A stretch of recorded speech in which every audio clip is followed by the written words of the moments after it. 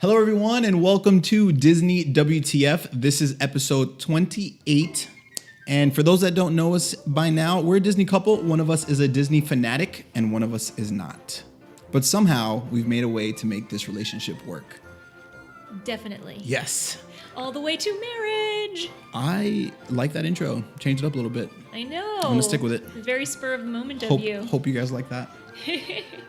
How you doing today? Tonight? Today? I feel great.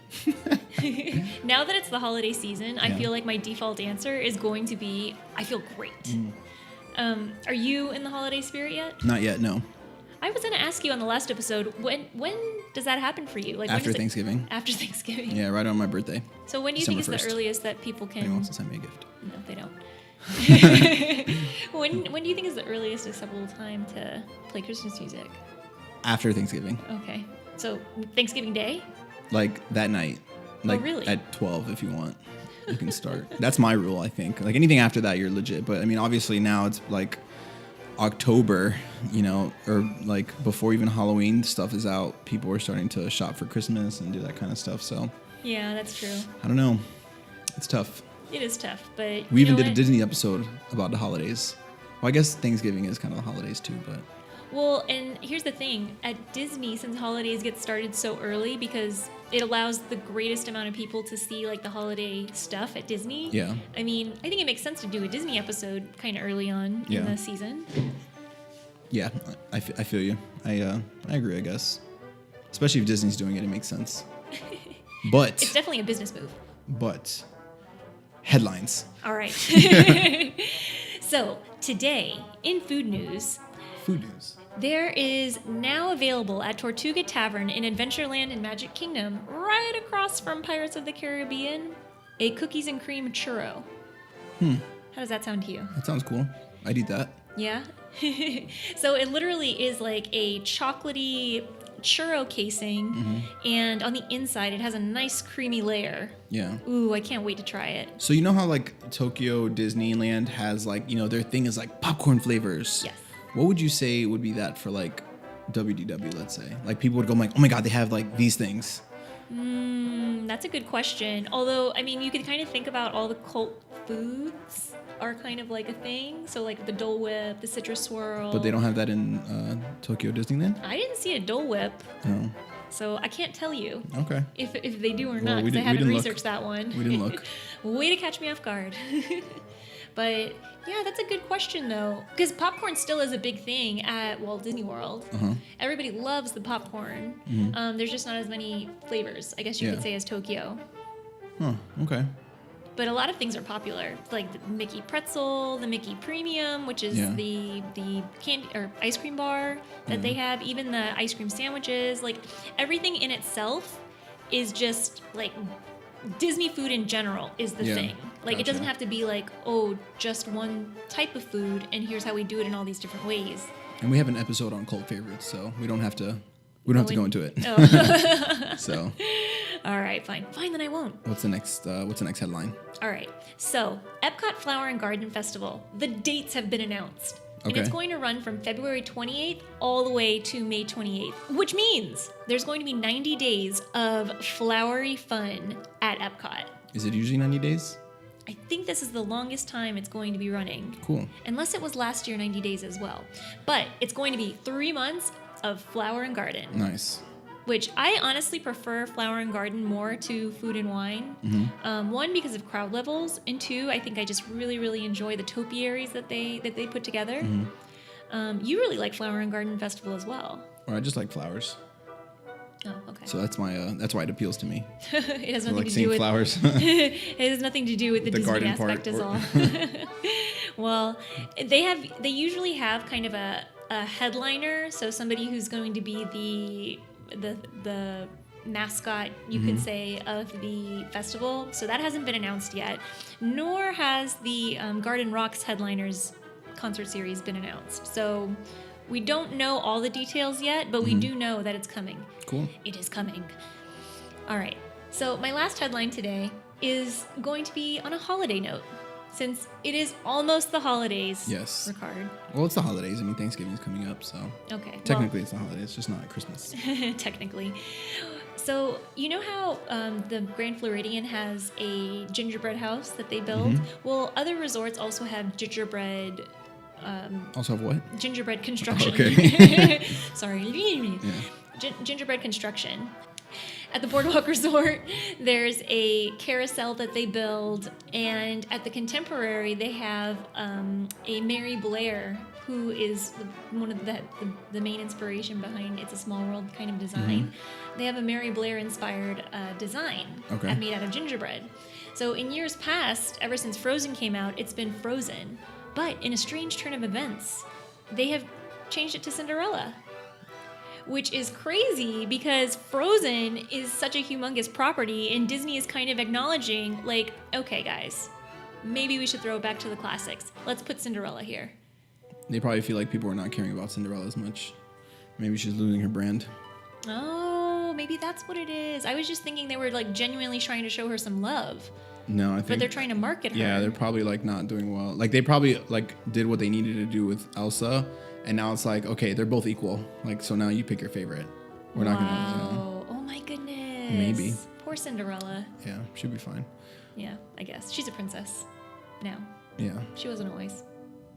I want to get into today's topic. All right. Are you ready? I'm so ready. Okay, because I'm really interested about what we're going to talk about right now. All right. I want to see what this is going to be like.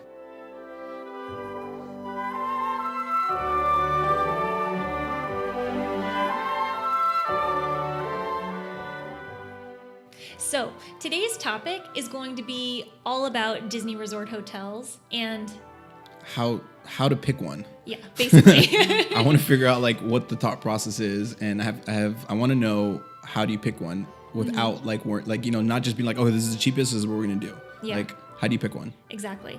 And so first I kind of want to give a little background about my history with Disney Resort hotels, because when we were going as kids, we didn't stay necessarily in a Disney resort. Okay. And I always kind of like looked on the people who were driving into the Disney resorts like, wow, they've got something way better than what I've got going on right now.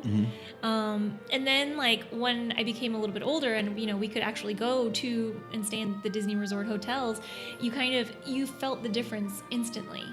I mean, this is not to say that if you stay at an off-site resort for whatever reason that you're not going to have a magical experience anyways, but for me it wasn't. Okay. It was just not as magical. And so what are some of the things that you would think are going into, like if you were choosing a hotel, what would you think would be the first thing to choose? Proximity. Proximity? Okay. And given the fact that most Disney hotels are pretty close to Disney parks, what would be the next thing? Budget. Budget? Okay. And then after budget? That's all I got. Yeah, okay. Well, when choosing a Disney hotel, I feel like there are so many more things that you have to consider than just proximity and budget. Although, speaking of budget, it is probably going to be the first thing a lot of people go to because that's going to filter out how you actually choose what you want. But given that, here are some things that you need to consider. Just no matter where you stay on Disney property, if you're staying in a Disney resort, there's already a lot of things going on that are going to be positive for your trip. Number one, you can make fast pass reservations 30 more days in advance than people who are staying off property. Okay. Number two, this is reason you're just giving right now general reasons. General reasons why this isn't specific to one resort versus another. This is general. Yeah, exactly. Okay. So these are going to be things that you're going to get no matter what hotel you stay in. If it's a Disney property hotel, these are going to be benefits that you're going to get. Okay. So there's the fast pass bookings that you can do earlier. And then parking is actually free if you are staying at an on-property resort. So you wouldn't have to pay the $20 a day parking fee. Gotcha. If you were to stay somewhere off property. But what if you're an annual pass holder?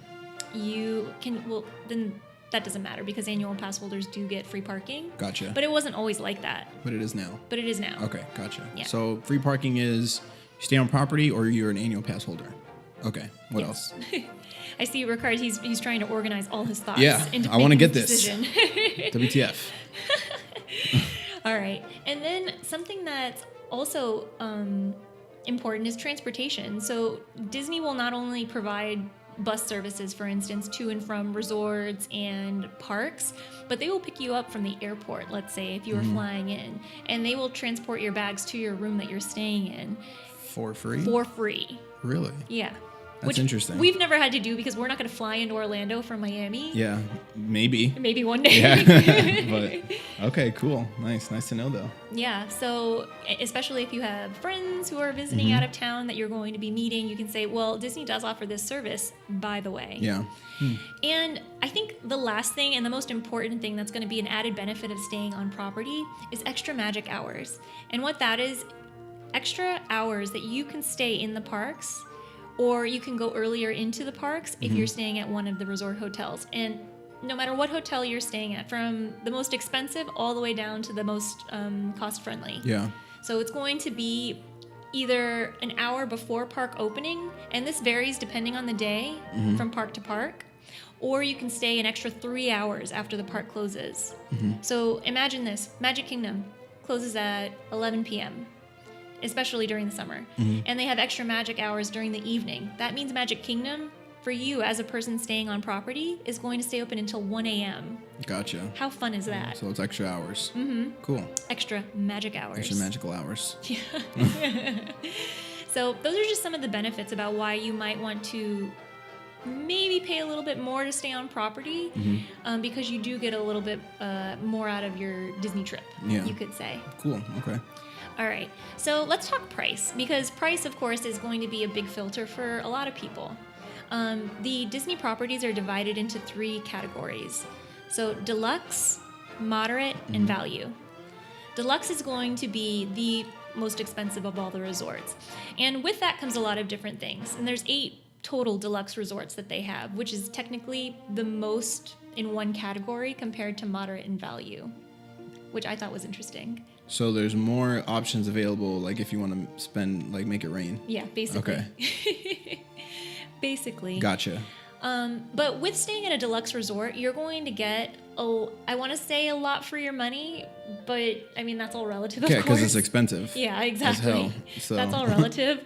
But you're going to get the most amenities in terms of dining options. The pool theming is going to be way more extensive. The actual theming of the park, of the hotel grounds, is going to be more extensive.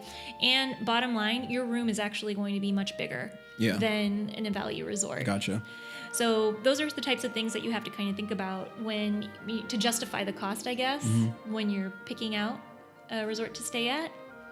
And of all of the deluxe resorts, the Grand Floridian is the most expensive to stay at. Yes. That is the premier Disney resort, you could say. Yeah. And at the time... That's the standard. Yeah. Okay. A really high standard. Yeah. At the time of this recording, the least expensive room inside the Grand Floridian is going at $576 a night. Nice. So that's crazy. Quite pricey. That's crazy. But it does have the most unique dining options, you could say, within the deluxe realm. Okay, so next is going to be moderate resorts. And there are 5 of these. 5. And again, the rooms are a little bit larger than value, but they're going to be a little bit smaller than deluxe. So it's going to be kind of that sweet spot kind of in the middle. Usually in moderate resorts, they're going to also have very well-themed grounds. They're going to have pool areas that are also very well-themed. But this is where you actually start to see like the more motel-style layout of the resort. So you're not going to necessarily have a balcony like you would if you were staying at a deluxe, and it's not going to be the interior doors, but it's going to be doors that open to the outside. Okay. Yeah. And next, we're going to do the value. And then value, there's also 5 resorts that you can choose from. And this is more of, it kind of gets the job done. It's a nice place to lay your head. There's still going to be a lot of theming because, after all, it is Disney. And as you might remember, when we stayed at Pop Century, there was the humongous Rubik's Cube staircase, for instance, that we could walk up and down. So you're going to have big, larger-than-life theming like that as well. Yeah, okay. And there's still going to be plenty of pool options to go to also, if you're into that. And this is Walt Disney World specifically. This is not any other park. We're talking only about Walt Disney World. Correct. Okay, gotcha. like these value like rankings and stuff? Like, do they have these type of rankings at other parks, like By Disneyland? Okay, I was gonna say. Yeah. So Disneyland, they have also resort hotels, but they don't have as much space, so they don't have the massive grounds that Walt Disney World has. Okay. So they do have a few hotels, but they're not going to be as staggered as what Walt Disney World has. The theming is different, but depending on what hotel you go to. But the actual variety, I would say, is way more extensive at Walt Disney World. Interesting. Okay, cool. Yeah. So if that wasn't enough, other options include staying at a villa, which is kind of a more like a condo type atmosphere that's also within one of the deluxe, moderate, Value. not value, because value doesn't have villas. Oh, okay. But it's going to be in the deluxe or moderate resorts that they do have villa options, which is if you have a larger party or what have you. Okay, cool. And you can also camp. Yeah, by the Wilderness Lodge. Yes, Okay. at Fort Wilderness Campgrounds, you can Yeah. also camp. Which is I'm interested in doing that. Do you have to pay to camp there? You do. Do you know how much it is? I believe the last time I checked, it was between like $50 and $100 for A a night? campsite. Yeah, depending on the time of the year. But I think that also depends on what type of hookup you need, like what camp space you choose, because Yeah, you can yeah. have like a smaller campsite compared to maybe what you would need like an RV for. Yeah. But it's definitely pretty cost effective. And If you have a camper, if you have a camper Yeah. or a tent, we could use a tent. you can just tent up out there. Yeah, you You could. don't need to have like your car with it. No, you can, hook up I wouldn't tent. you wouldn't tent. No, I'd have to be like in a structure, only because of the whole alligator thing. Well, they have cabins there. Okay, so the next thing that you're going to need to consider when you're booking a resort is availability. Okay. Because let's say It's a big one. So let's say you're booking a last minute trip. The resort that you want to stay at might not be available. So Yeah. you always need to consider the time of the year, and if you're booking last minute. And for instance, Florida residents actually have an advantage over some because they get discounted rates depending on the time of the year. Oh, okay. So for instance, right now, there's discounted rates on All-Star Sports, Grand Floridian, and Coronado Springs. Okay. So one moderate, one value, and one deluxe, Gotcha. which is pretty cool. But the problem is those resort rates also go away a lot faster because people start to book them up. Yeah. So, duh. Yeah. If it's not available, you can't go there. Yes. All right. So here's the next thing. You might also want to consider location to the parks. So here's my go-to example of this one. Okay. If it's food and wine, you might want to stay close to Epcot. So my dream, and I've never done this before, this is just my dream, is to go to Food and Wine and then be able to walk back to the Boardwalk Resort. Because it's right on the property, basically. Exactly. Okay. Because you could literally walk like less than a half a mile Yeah. to Epcot and you're at your resort. Yeah. How nice would that be? Yeah. So Oh. that's where like proximity kind of comes into play. Mm-hmm. Okay. And the cool thing is about the Boardwalk resorts, so that also includes the Beach Club and the Yacht Club, is that it's also walking distance from Hollywood Studios. So you kind of get that 2 bang for your buck. Yeah. Yeah. And then if you think about it even further for those resorts, you can take the monorail from Epcot to Magic Kingdom as well.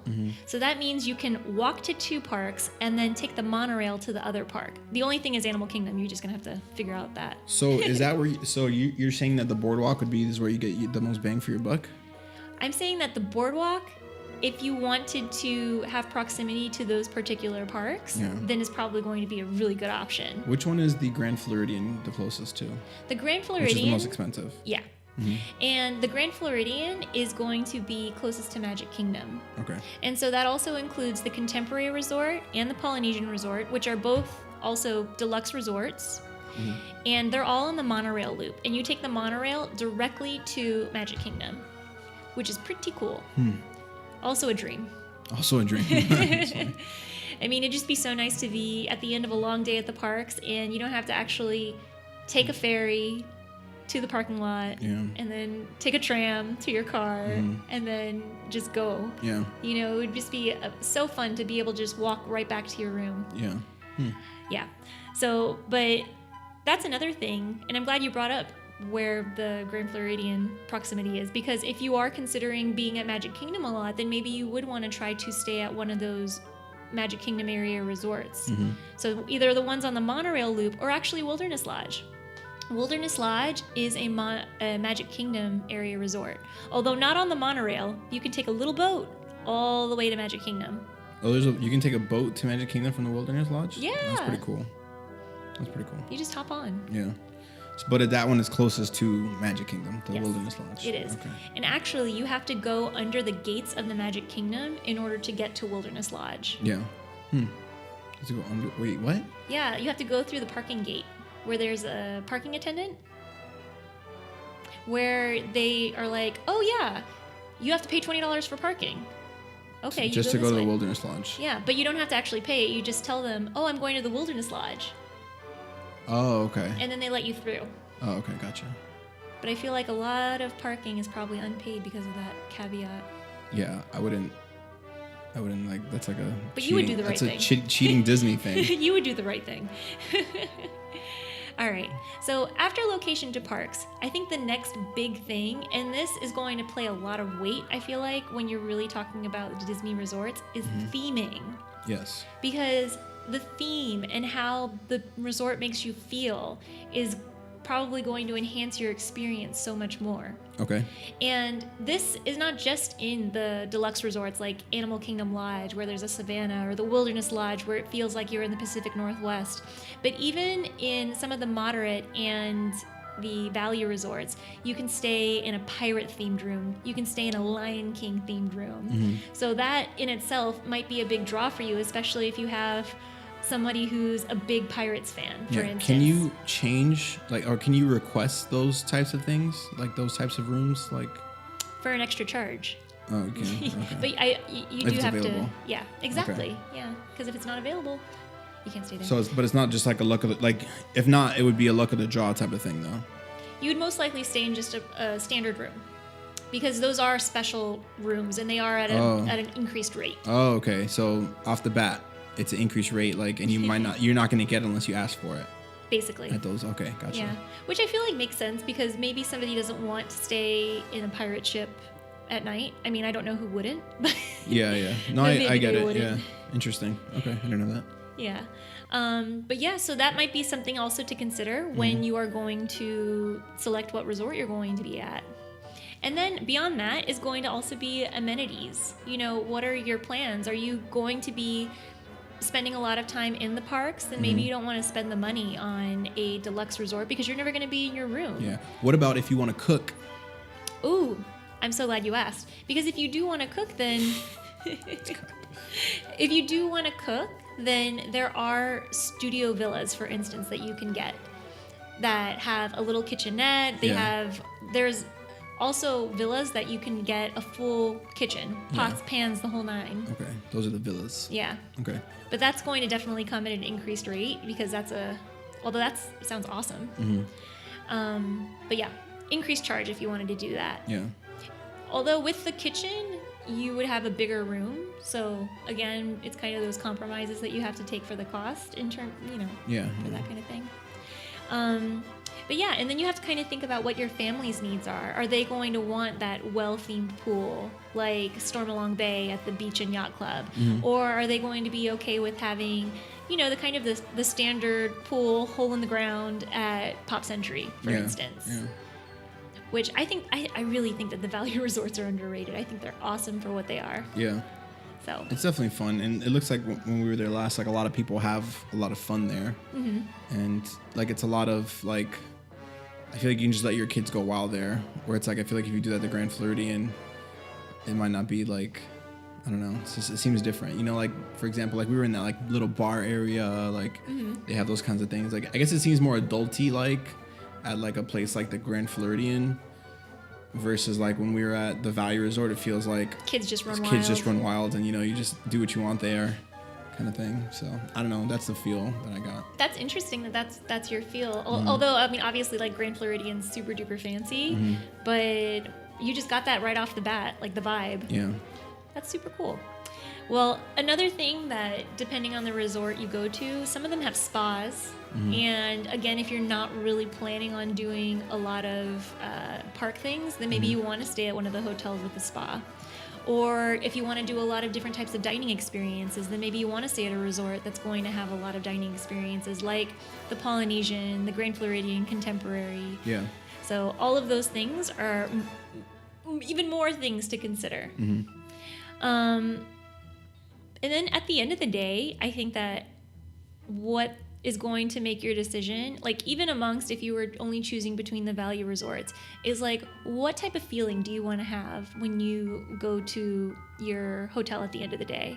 Yeah. So how would people figure that out?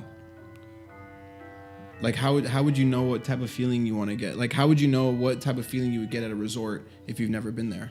I think it's just a matter of knowing what the name is, and because if you think about like All-Star Sports, for instance, if you are not like a sports fan, like if you really don't care, then maybe you're not going to have that same feeling as if you were to go to All-Star Movies and, oh, I love movies. Let me stay at this one instead. Even though they're going to be the same price, the layout's going to be the same in terms of room size and things like that. That might make the difference in your trip. But how would someone see what the differences are between those two? Like, how would someone just be like, oh, that's just a name, cool? Like, how would they know what the differences are? Is it like on the website where it like goes through all the theming and stuff? Yeah, luckily all of the pictures of the resorts are available on the Disney website, and there are so many fan sites too that have pictures available, and there's videos on YouTube giving tours of all of these rooms.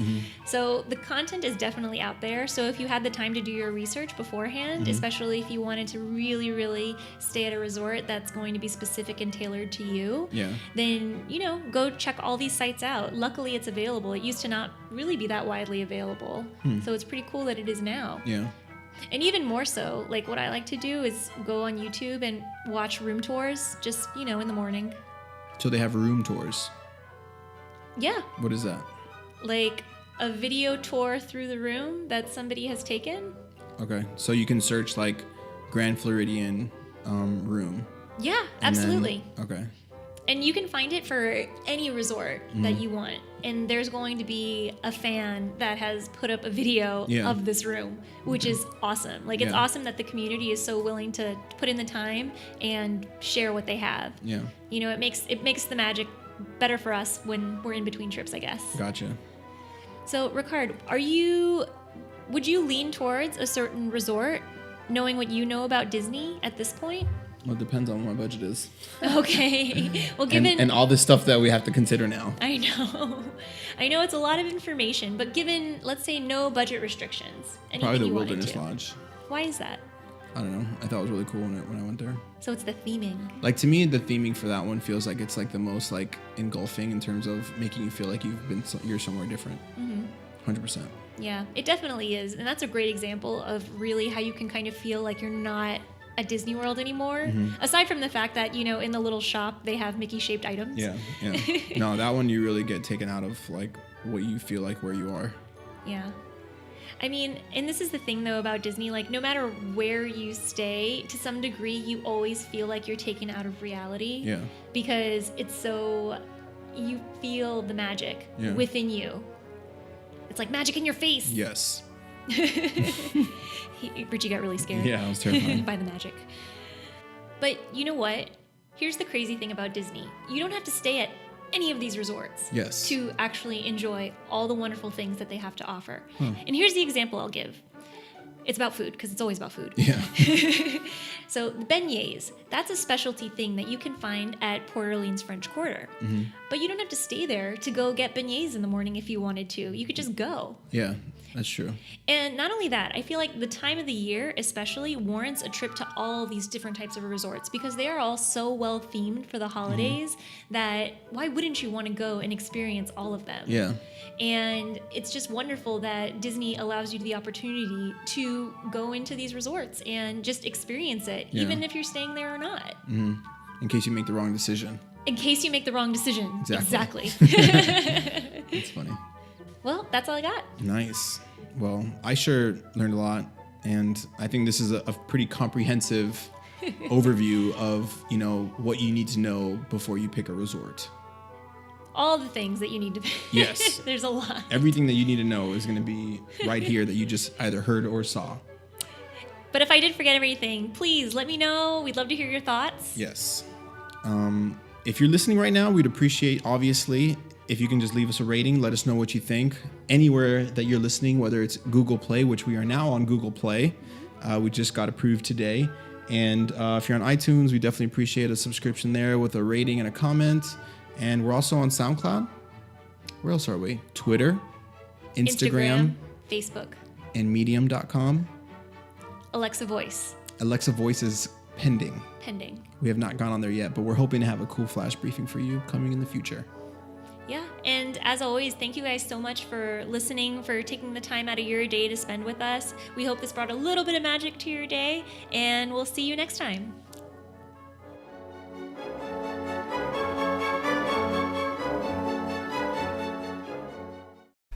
Goodbye.